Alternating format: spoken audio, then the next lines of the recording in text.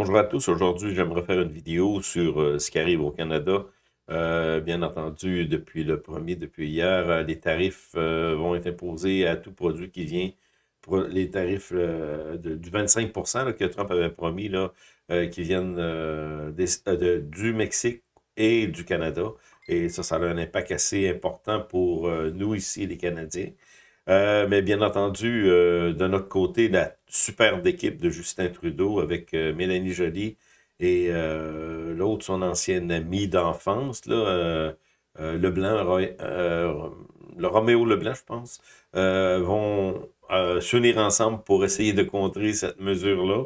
Et on va aller voir dans cette vidéo justement ce que ça implique parce que oui, les tarifs au niveau, nous, ce qui va rentrer aux États-Unis, de notre côté, où on produit quand même de l'aluminium pas mal en abondance, là, au Saguenay-Lac-Saint-Jean. On produit aussi, ben, moi j'ai travaillé à Rio Tinto Ferret Titane, je sais pas à ce niveau-là, il va probablement avoir des passes, là, parce que on exportait outre-mer, donc peut-être que le bateau va... je sais pas comment que ça va se produire, là, peu importe, là, mais oui, on a des ressources naturelles, de l'acier, on a aussi du bois, beaucoup de bois, et les États-Unis aussi ont beaucoup de bois, et Trump a dit là-dessus, au niveau des forêts, là, il a dit, on est capable de se fournir en forêt, on n'est pas obligé de l'acheter.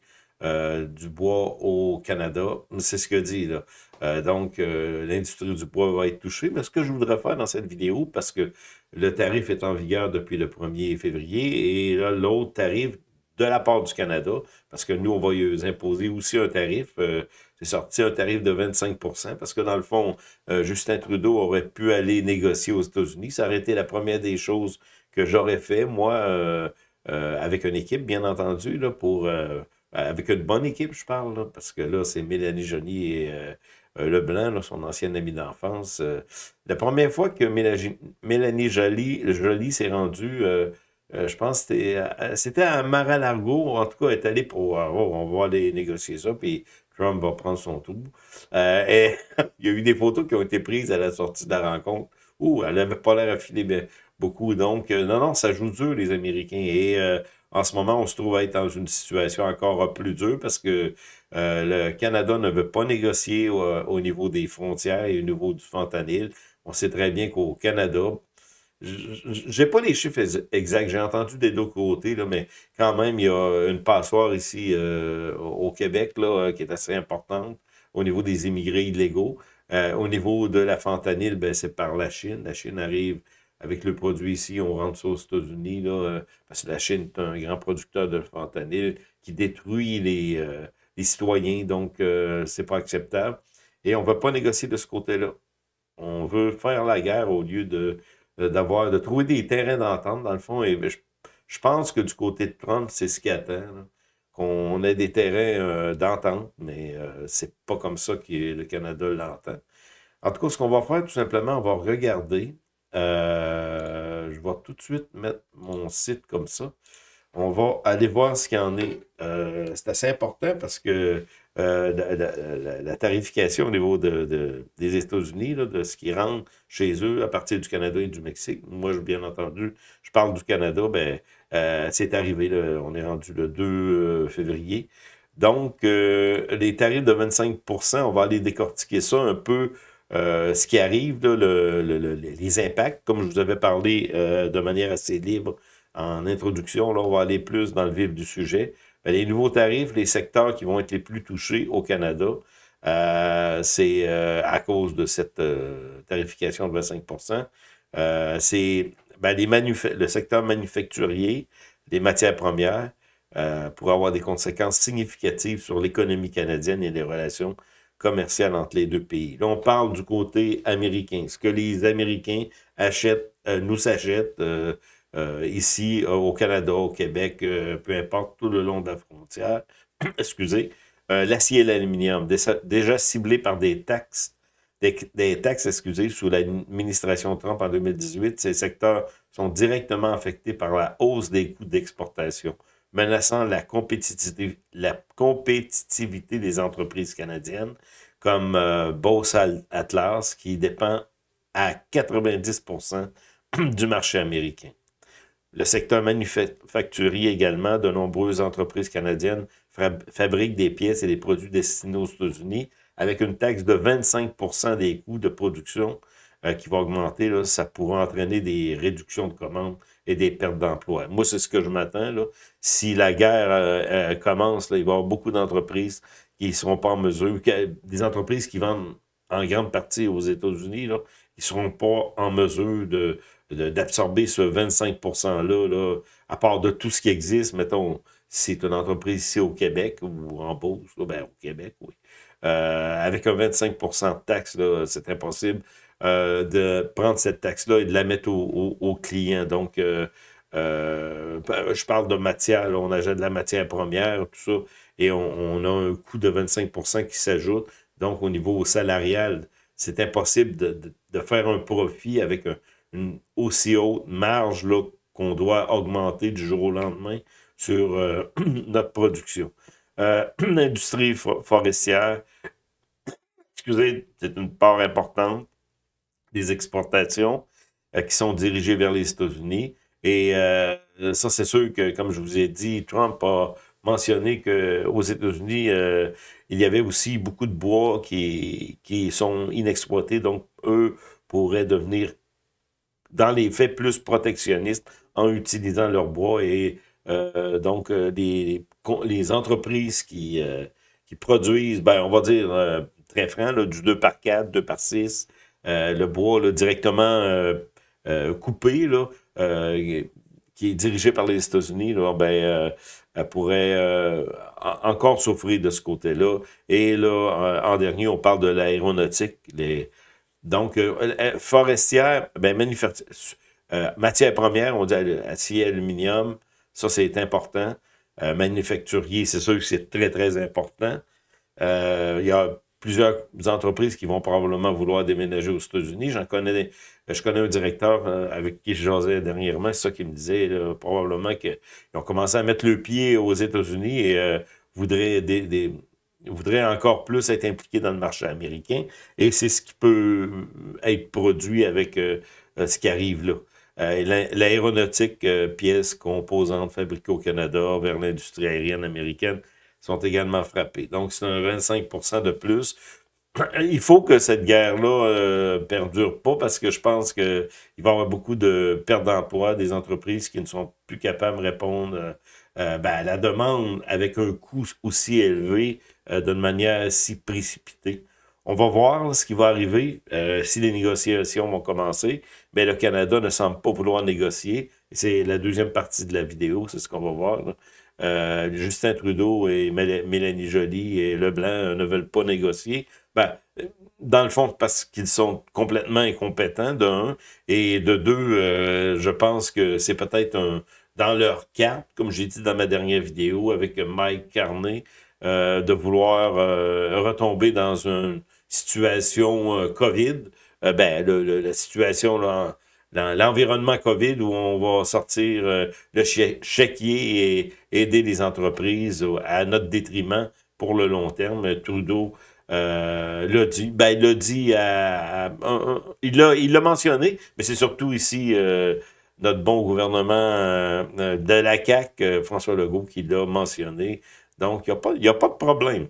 On va être en mesure de se priver des oranges et des bananes, et puis on va être en mesure aussi de garder notre sirop d'érable pour nous autres. Fait que dans le fond, si vous voulez manger des bines dans le sirop, des œufs dans le sirop, vous allez avoir du sirop d'érable qui va... Ben, notre sirop d'érable, vu qu'on ne pourra plus l'écouler en partie là, aux États-Unis, là, on va en avoir en masse. Nos prix vont baisser parce qu'il va falloir écouler cette production-là si on continue à faire ça. Et puis, on va être privé de vin du Québec, de la Californie. On continue. Ça, c'est des répercussions quand même économiques majeures. Bon, on estime que ça pourrait provoquer une contraction du PIB canadien de 2,4% dès la première année. Excusez, la hausse des tarifs risque de réduire la compétitivité des entreprises canadiennes, entraînant une baisse de production et des licenciements dans plusieurs secteurs. C'est ce que je m'attends. Si cette guerre-là se poursuit, c'est officiel ici qu'il va y avoir ça va souffrir. c'est pour ça que, dans le fond, il faudrait qu'il y ait des terrains d'entente parce que continuer à faire une guerre comme ça en se pensant, c'est comme la grenouille et le bœuf. La grenouille, c'est le Canada, le bœuf, c'est les États-Unis. Le Canada, 40 millions de personnes, les États-Unis, 340 millions. On n'est pas de taille, là. C'est ça que je veux dire. On n'est pas de taille. Et de vouloir se gonfler devant le bœuf avec un petit coup de pied peut nous écraser facilement. Donc, c'est une guerre commerciale. En réponse américaine, le Canada pourrait appliquer un tarif de 25% sur des produits américains représentant 30 milliards de dollars. Et c'est ce qu'on va voir dans la deuxième partie. Les articles, je les ai postés sur mon site. Je me suis fait un peu aider par l'IA pour les écrire. Donc, c'est ça. La partie américaine, ben, c'est ça. Eux imposent le tarif de 25%. Parce que le Canada ne veut pas négocier. Donc, de ce côté-là, on sait qu'il va y avoir des entreprises de notre côté qui vont souffrir de ça. Et c'est sûr que notre produit intérieur brut peut en souffrir aussi. On va aller maintenant de l'autre côté, notre côté canadien ici, avec notre bon premier ministre Justin Trudeau. C'est Roméo Leblanc ici. Ouais, c'est ça. Faut que je trouve son nom. C'est Roméo Leblanc. Oui, c'est Roméo Leblanc, son nom, en tout cas. Puis Chantal Joly. Donc, à compter du 4 mars, 4 février, c'est très, très bientôt, le Canada prévoit d'imposer des droits de douane de 25% sur une large gamme de produits importés des États-Unis en réponse aux tarifs imposés par le président Donald Trump. Ce que j'ai lu, tout simplement, là, ben, j'ai pris ça sur X, là. C'est Trudeau qui parle avec ses deux amis, ses deux compères, là, qui se pensent en mesure de résister à la puissance des États-Unis. Ben, le Canada, le produit intérieur brut, GDP, gross en anglais, là, c'est 2,14 trillions, tandis aux US, aux États-Unis, c'est 27,36 millions. Donc, vous voyez la différence. C'est 10 fois moins notre produit intérieur brut est 10 fois moins, même 11, 12 fois moins important que celui des États-Unis. Donc, on n'est pas capable de gagner la victoire. Donc, on s'attarde à vouloir trouver des solutions en pensant qu'on va être capable de gagner la guerre. C'est impossible. On va écouter Justin Trudeau rapidement. Tonight, I am announcing Canada will be responding to the U.S. trade action with 25% tariffs against $155 billion worth of American goods. This will include immediate tariffs on $30 billion worth of goods as of Tuesday, followed by further tariffs on $125 billion worth of American products in 21 days' time to allow Canadian companies and supply chains to seek to find alternatives. Ce soir, j'annonce... C'est la partie en français, bon, vous pourrez... Donc,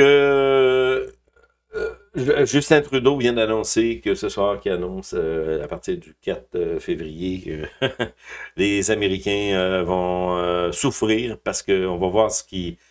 On a vu de notre côté qu'est-ce que ça engendrait, là, le fait que les tarifs de Trump sont maintenant en vigueur. À partir de lundi, on va voir dans le concret ce que ça veut dire. Nous, c'est de l'aluminium, n'oubliez pas, c'est quand même quelque chose. Là. De l'aluminium en grande quantité, on produit ici au Québec. Fer et titane, c'est du fer, de l'oxyde de titane. D'autres minerais aussi, on avait en dernier, avant que je prenne ma retraite de là, il y a strontium, je me souviens pas, c'est une des terres rares.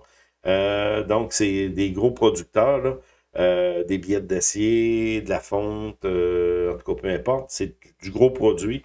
La foresterie, tout ce qui est le bois qu'on produit ici au Québec, ben, au Canada aussi, c'est la même chose, mais en peut-être moins grosse quantité, ou peut-être l'Ontario en aussi grosse quantité ou plus que nous. En tout cas, moi, je parle du Québec. C'est tout notre bois d'œuvre c'est quand même, on en consomme beaucoup, nous-mêmes, les Québécois, mais ce qu'on va envoyer aux États-Unis, ça va être tout taxé. Donc, c'est un gros coût là aussi. On a parlé ben, les mines. En tout cas, on a des produits importants là, en grande quantité. Et nous, de notre côté, là, ce qu'on va faire, ce que Trudeau va faire, là, c'est que le bière et le vin. Si je veux acheter une bière américaine, peu importe laquelle, là, moi je bois de la bière plus Quito, là, d'une compagnie québécoise. Là. Bon, ces boissons alcoolisées là, un vin ou une bière, ben là, vous allez payer 25% de plus là, pour boire cette boisson-là. Donc, dans le fond, c'est pas trop pire parce que on est capable de prendre des produits peut-être le vin moins, mais on a beaucoup, beaucoup de vins qui nous viennent d'Europe, donc on s'en tire vraiment facilement. Aliments et boissons. Bon, comme il avait dit, les fruits, les oranges, le goût avait pas tort, le bourbon, jus de fruits, les jus de fruits, ben, on est capable de se débrouiller, nous aussi, je pense. Là. Le ketchup, mais il y a du ketchup, oui, américain, mais je pense que du ketchup canadien. Je pense que la marque French, c'est canadien, donc au niveau de ça, on n'est pas trop pire. Euh, aliments, boire et vin. Appareils électroménagers, les produits comme les réfrigérateurs, les machines à laver, pour avoir leur coût augmenté, parce que dans le fond, le tarif va être imposé, mais je me pose la question, non, c'est vraiment ça là-dessus, je pense que les Américains, je vais dire, comme Elvis Gratton, de Feu et Elvis Gratton, eux autres, ils l'ont l'affaire pas mal plus que nous autres, là, parce que je pense que les producteurs d'électroménager, on avait, c'est Whitepool, qui était ici à Montréal, qui est parti. Donc, je pense il n'existe plus beaucoup des entreprises qui font des produits électroménagers. Vous pouvez me corriger, ça se peut qu'il en existe encore beaucoup. Les vêtements, y compris les jeans, d'autres articles, bon, ça pourrait être inclus. Donc, les vêtements, ben, ça, on peut se débrouiller aussi pour acheter ben, du vêtement, je dirais, plus qui vient de l'Asie, là, parce que dans le fond, on a plein de bateaux de vêtements qui arrivent avec du vêtement assez cheap. Puis les produits industriels, des articles comme oh, on pourrait. Moi, j'en ai pas, mais même ceux qui ont ça, une Harley Davidson, je pense que les produits ou la Harley elle-même ou les morceaux, si vous voulez changer les morceaux, s'il y a de quoi qui a brisé, là, vous allez avoir un tarif important de 25%. Les cartes à jouer. Oups, les cartes à jouer. On se fera nos propres cartes au Québec, là, avec les faces de peut-être le roi, ça serait François Legault. La dame, ça pourrait être Justin Trudeau. Justin Trudeau. Le valet, ça pourrait être Dubé ou peut-être Roméo Leblanc, là. En tout cas, on verra, mais oui, si les cartes à jouer sont inclus là-dedans, on pourrait créer nos propres jeux de cartes là, avec au Québec, là, je parle un produit québécois. J'ai dit non, d'abord, ça serait qui que ça pourrait être. En tout cas, on y pensera, là, mais on pourrait produire nos propres jeux de cartes, ça nous coûterait moins cher que les importer des États-Unis. Ben, il y a beaucoup de produits taxés aussi là, qui ne sont pas sur la liste, là. Mais on va voir ce que ça va avoir comme impact. Mais vous voyez la différence. Je pense que en ce moment, le gros impact, c'est que nous, on vend plus aux États-Unis on vend plus aux États-Unis que nous, on achète des produits américains. On a une balance commerciale en déficit.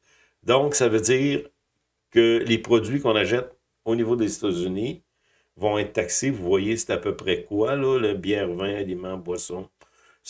Mais eux achètent beaucoup, beaucoup de nous, surtout ben, le bois d'œuvre, l'aluminium, tout ça. Si la tarification arrive de leur côté, donc nous, on est vraiment perdants face à cette réalité-là, parce que dans le fond, on va être obligé nous, ben, de payer, que ce soit des employés, que ce soit, c'est sûr qu'on a de l'hydroélectricité, mais nos clients de ça vont être obligés clients américains, là, vont, eux autres, pas avoir de problème, parce que si on veut leur vendre, mais nous, va falloir absorber ce 25%-là pour vendre aux Américains. Donc, puis je vous dis, c'est les mines, bois d'œuvre et tout ça, tandis que nous autres, bière et vin, puis Fait que nous, de notre côté, on pénalise pas beaucoup les États-Unis, là. Je pense pas que les vins californiens, là, si je regarde la quantité de vin qui doit se vendre dans le monde, là, au niveau des vins californiens, que le Québec, qui arrêterait de consommer ces vins-là, que l'économie de la Californie tomberait dans le rouge, dans le trou. On va voir, en tout cas, c'est ce que je voulais vous partager aujourd'hui. C'est sûr que les marchés boursiers n'ont pas réagi d'une manière très négative à tout ça. Un peu à la fin de la journée, vendredi. Comme je vous avais dit, on va terminer avec ça. Je ne veux pas aller voir les graphiques, là, mais on va voir ça cette semaine, là. Est-ce que janvier a terminé en force au niveau des marchés boursiers? Bien, je regarde, j'analyse ce que je vois sur les graphiques. Oui, peut-être pas la force que je pensais, là, parce que dans le fond, la tarification commençait le samedi. Mais oui, on est très, très, très fort au niveau des indices. Et faut pas oublier que le Standard & Poor's, Dow Jones, Nasdaq, euh, avait connu une petite crise et on a eu du rattrapage là, à la fin du mois. Donc, comme je vous le dis, le marché boursier, on présage toujours que ce que janvier fait, c'est qu'il détermine un peu le reste de l'année.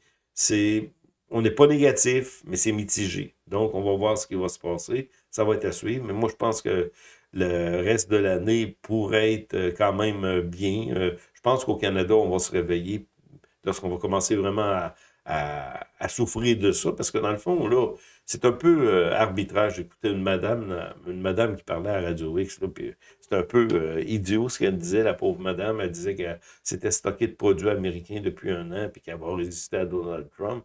Vu qu'on a une haine ici profonde de tout ce qui est Donald Trump, et même là, ça va commencer avec les États-Unis aussi. Mais nous, il ne faut pas oublier qu'on a des barrières tarifaires entre nos propres provinces. Donc, on se coupe l'herbe sous le pied nous-mêmes.